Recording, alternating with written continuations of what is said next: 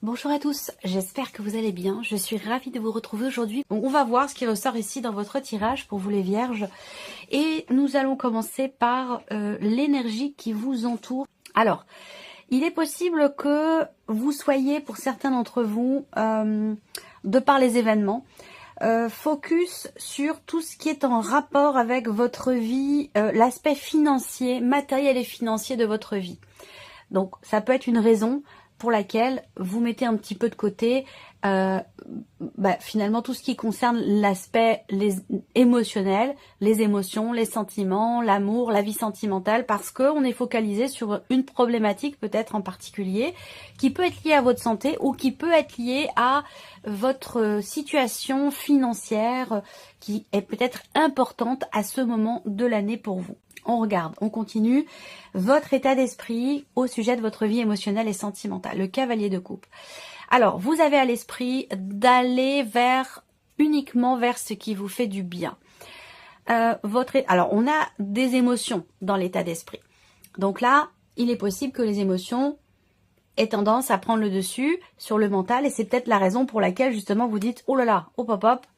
Je vais me concentrer sur ce que j'ai à faire, sur mes projets, sur mes objectifs et j'occulte, je mets un peu de côté finalement ce que je peux ressentir. Alors qu'il y a quand même ici quelque part cette volonté d'avancer, cette volonté de remettre du mouvement peut-être dans votre vie sentimentale, dans votre couple, dans une relation qui compte, qui est importante pour vous, qui est investie émotionnellement, qui peut être une relation familiale ou une relation amicale.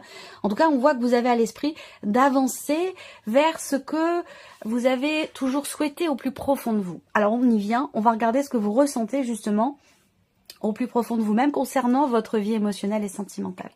Alors, au plus profond de vous, il y a une volonté de réparation, une volonté de réconciliation. Il y a cette idée... Alors, le 6 de coupe, c'est quand même une carte qui représente le fait que dans votre cœur, au fond de vous, vous avez pardonné.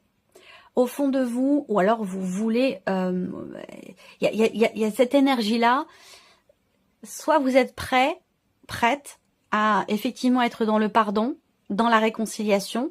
Ça peut être tout simplement par rapport à vous-même, c'est pas forcément par rapport à quelqu'un, mais bien sûr pour certains d'entre vous ça concernera une relation qui est importante, qui a été importante. Émotionnellement, il peut y avoir aussi pour d'autres, au plus profond de vous, émotionnellement il peut y avoir quelque chose qui remonte à la surface, quelque chose qui rejaillit, qui revient, comme un petit rappel, comme une alarme, voyez, émotionnelle. Alors, peut-être que quand vous ressentez ça crée un débordement émotionnel et que c'est la raison pour laquelle peut-être tout de suite vous pourriez avoir tendance à vouloir occulter un peu le dossier pour ne pas être déstabilisé, fragilisé par rapport à tout ce que vous avez à faire à côté de ça. Bon, pour d'autres, au fond de vous, vous pardonnez, vous avez pardonné, vous êtes dans une dynamique quand même de paix, d'amour, de réconciliation, mais il est possible qu'effectivement, au fond de vous, vous soyez prêt à pardonner, à partager, à vous réconcilier, à réparer, régler quelque chose qui a un lien avec le passé ou un événement passé. On regarde ce que vous faites concrètement pour vous, pour votre équilibre émotionnel ou pour votre vie sentimentale. La roue de fortune. Alors déjà, dans votre manière de faire, on voit que, en fait, vous bougez. L'expression qu'on m'envoie là, c'est que vous ne restez pas les deux pieds dans le même sabot. Vous voyez? Donc il y a vraiment cette idée effectivement d'agir pour que ça bouge, d'agir pour avancer, pour pouvoir prendre un nouveau départ. Démarrer un nouveau cycle, démarrer quelque chose de nouveau. On agit pour que les choses bougent, pour que les choses avancent et pour pouvoir certainement aussi commencer quelque chose de nouveau, de différent, que ce soit dans l'optique d'une nouvelle vie amoureuse ou que ce soit par rapport peut-être à des projets qui sont investis émotionnellement. Ensuite, ici, la deuxième partie, ça concerne une personne qui est en face de vous ou la personne à laquelle vous pensez, quelqu'un que vous portez dans votre cœur, que vous aimez. Ça peut être dans votre couple, évidemment, ici. Ça peut être votre partenaire qui est représenté là. Mais si vous n'avez pas de vie sentimentale, si vous êtes célibataire, ici, cette partie-là peut représenter une relation de famille ou une relation d'amitié. Vous prenez ce qui résonne en vous et vous laissez le reste de côté. Ne cherchez pas à ce que ça colle absolument à une relation par rapport à quelqu'un de votre entourage. Soit ça vous parle, soit ça vous parle pas. Voilà, c'est aussi simple que ça. Donc on y va. L'énergie qui entoure la personne qui est en face de vous. Bienveillance, respect, fidélité. Bon, là, pour moi, ça rejoint ce que vous ressentez au plus profond de vous. Donc il y a une interaction, il y a quelque chose, déjà on voit bien entre vous, qui fait que cette bienveillance, ce respect, cette fidélité qui entoure cette personne, il est fort probable effectivement que ça vienne de vous puisque vous avez quand même le 6 de coupe dans ce que vous ressentez au plus profond de vous. Donc ce qu'on ressent au fond de soi, faut pas rêver, hein, c'est pas la peine d'essayer de le cacher, ça se voit. On peut pas cacher ce qu'on ressent, ça se voit sur le corps, ça se voit dans les yeux, ça se voit sur le, voilà. Et donc je pense qu'effectivement là, on a déjà un lien, cette personne, elle ressent ce que vous ressentez au plus profond de vous-même. L'état d'esprit de cette personne qui est en face de vous. La grande prêtresse. Alors, on a quelqu'un qui veut comprendre. On a quelqu'un en face de vous qui cherche à savoir, qui cherche à comprendre, quelqu'un qui veut approfondir aussi peut-être les choses concernant votre relation, concernant une situation que vous avez vécue ou traversée ensemble. En tout cas, on voit que là, en face de vous, on a quelqu'un qui, effectivement, qui est en recherche. Quelqu'un qui est en recherche, quelqu'un qui veut savoir, quelqu'un qui veut comprendre. Après, il est possible que, pour certains d'entre vous, la personne qui est en face de vous, ce soit quelqu'un de très intuitif, quelqu'un aussi qui intériorise beaucoup les choses. Donc ça peut être quelqu'un qui pense, qui réfléchit, qui a une certaine densité intérieure. C'est-à-dire que c'est quelqu'un qui n'est pas extraverti, quelqu'un qui garde tout pour lui ou pour elle. Ensuite, on continue. Qu'est-ce que cette personne ressent au plus profond d'elle-même concernant votre relation? L'empereur.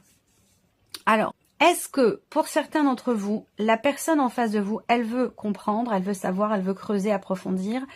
Peut-être parce qu'elle ressent, elle a l'impression que se dégage de vous une certaine distance ou une certaine froideur. D'occulter vos émotions, vos sentiments ou d'occulter l'aspect émotionnel de votre vie. Donc peut-être que le fait que vous occultiez, que vous mettiez de côté un petit peu tout ce qui touche à l'émotionnel, aux émotions, aux sentiments, aux ressentis, peut donner l'impression à la personne qui est en face de vous d'une certaine rigidité ou d'une certaine froideur. Voilà, ça c'est tout à fait possible. Ensuite, la personne en face de vous, pour certains d'entre vous, elle peut ressentir aussi peut-être le besoin de clarifier certains points, de clarifier certaines choses. Et c'est peut-être la raison pour laquelle cette personne est dans une dynamique de recherche. Il y a une démarche, il y a cette volonté de comprendre, de savoir, de mettre quelque chose au clair visiblement par rapport à vous ou par rapport à un événement particulier de votre relation. On regarde la sphère de l'action. Comment cette personne agit concrètement pour votre relation? Cavalier de bâton. Alors, on a quelqu'un quand même d'assez... on peut avoir une énergie de feu quand même en face de vous et particulièrement pour certains d'entre vous, quelqu'un qui peut être du signe du bélier. Le cavalier de bâton, on a quand même quelqu'un qui fonce, quelqu'un qui y va. Alors je vous ai dit, prenez votre temps, vous arriverez à bon port. Là on a, à contrario, quelqu'un qui n'est pas du tout dans cette énergie-là. Là c'est plutôt quelqu'un qui fonce. Le cavalier de bâton, c'est une énergie où voilà, on y va, on fonce, on avance, on se pose pas de questions, on a confiance et on va, on agit. On est dans une énergie de, c'est une énergie de feu, hein, l'énergie des bâtons. Donc la personne en face de vous, elle est dans l'affirmation, j'allais dire, d'elle-même par rapport à ce qu'elle fait, par rapport à ce qu'elle veut faire ou dans sa manière d'agir par rapport à vous. On a quelqu'un quand même qui fonce, quelqu'un qui y va. Alors, on va regarder, et possiblement, si on est dans un aspect amoureux, on a quelqu'un quand même qui est beaucoup dans la séduction, mais qui cherche quand même à comprendre le pourquoi du comment et qui a envie ou besoin d'éclaircir ou de clarifier ou de cadrer quand même certaines choses. On a quelqu'un aussi qui peut ressentir le besoin de poser également certaines limites. On va mettre en corrélation vos énergies respectives et voir ce que ça donne. Alors, au niveau de vos états d'esprit respectifs, qu'est-ce que ça donne? Vous sentir bien, que tout aille bien, voilà, que les choses, il y a ce côté un petit peu fleur bleue de votre côté, ce côté un petit peu aussi innocent. Il y a ce petit côté naïf qui peut ressortir là, mais qui n'est pas absolument pas péjoratif. Hein. On est un peu très fleur bleue, très romantique. Voilà. Alors, vos états d'esprit respectifs, qu'est-ce que ça donne quand ils se rencontrent? Eh bien, je pense que ça permet d'exprimer certaines choses. Il va être question de parler, de se parler, d'échanger aussi ce qui se passe dans votre tête, dans vos têtes, respectivement.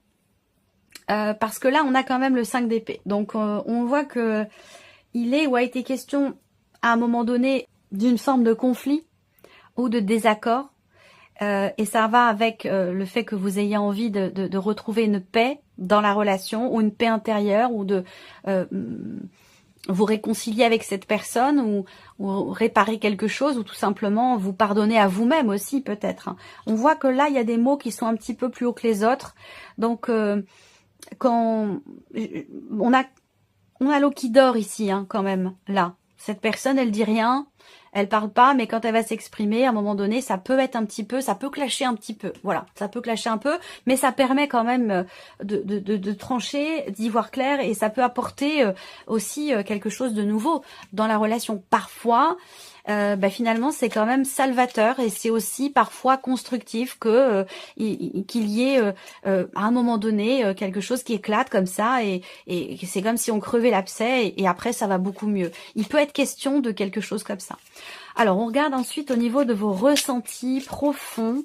Bon, bah écoutez, la carte des amoureux. Alors, ça, bon, bien sûr, ça va parler d'amour amoureux, mais ça s'applique aussi. La carte des amoureux va représenter de toute façon une connexion quand même assez importante entre vous et cette personne. Donc, vous avez cette optique de paix, retrouver la paix, se réconcilier. La personne en face de vous, poser des limites, clarifier des choses, mettre carte sur table. Quand ça se rencontre, quand c'est exprimé émotionnellement, ça donne quand même ici j'allais dire quelque part un rapprochement, une connexion quand même, ou une reconnexion entre vous. On va regarder dans la sphère de l'action maintenant. La sphère de l'action, vos agissements respectifs pour la relation. Ici, alors ce que je voulais vous dire aussi, c'est qu'il y a cette idée de toute façon et ça ressort aussi par rapport à votre manière d'agir, c'est-à-dire que là, il y a cette idée de s'en remettre quand même quelque part au destin, de se dire, bon bah voilà, il se passera ce qui se passera. Je pense que vous êtes en paix avec vous-même, ou que vous êtes en passe de le devenir en paix avec vous-même, ou réconcilié avec vous-même, ou par rapport à un passé, ou concernant peut-être cette relation. Donc, à la roue de fortune, c'est la notion, c'est la roue du temps. Et c'est aussi la notion de destinée, le fait que l'on ne puisse pas tout maîtriser. Donc, il y a un certain lâcher-prise, peut-être, ici, de votre côté, qui prend le dessus ici, où, dans la sphère de l'action, finalement, on s'en remet au destin, on s'en remet à... il se passera ce qui doit se passer, il arrivera ce qui doit arriver, qui sera de toute façon au plus juste par rapport à ce que je vis. Je ressens vraiment les choses de cette manière pour vous, les vierges. Alors, on va ici terminer avec un message du petit oracle pour vivre les accords Toltec au quotidien. Je vais laisser venir 3 cartes. Et vous allez pouvoir choisir une de ces 3 cartes ou un chiffre entre 1 et 3 pour recevoir votre message concernant votre vie émotionnelle et sentimentale. Allez, on y va. On démarre avec la première carte, le chiffre 1. Je sors de ma réactivité émotionnelle. Je sens que quand je réagis au quart de tour, quand je me vexe ou je me mets en colère, je me coupe de moi-même et de la situation. Je pars alors dans des fantasmes qui me font souffrir. En prendre conscience est le premier pas pour agir. Ça, c'est intéressant. Deuxième carte, chiffre 2. Je peux choisir les croyances que j'ai sur moi. Peu importe ce que je choisis, en bien ou en mal, cela ne sera toujours qu'un point de vue et non la vérité. Alors je prends du recul et je vois cela comme un jeu. Quelle croyance qui me fait du bien je préfère choisir? Et la troisième carte ici, le chiffre 3 pour vous les vierges. Je remets en question les croyances que j'ai sur moi et qui me blessent. Je sais que tout ce qui a été dit sur moi n'existe que si je décide d'y croire encore. Si j'ai cru naïvement, enfant, par exemple, ce que l'on disait de moi, aujourd'hui je suis adulte et je n'ai plus besoin de le croire. Je peux penser par moi-même et renaître. Voilà pour vous, mes chères vierges. J'espère que cette vidéo vous a plu. J'espère que ce tirage résonne en vous. En tout cas, je vous remercie de votre présence, de votre fidélité. Pour beaucoup d'entre vous, merci pour votre écoute, tout simplement. Et puis, on se retrouve très bientôt pour les prochaines vidéos. Au revoir.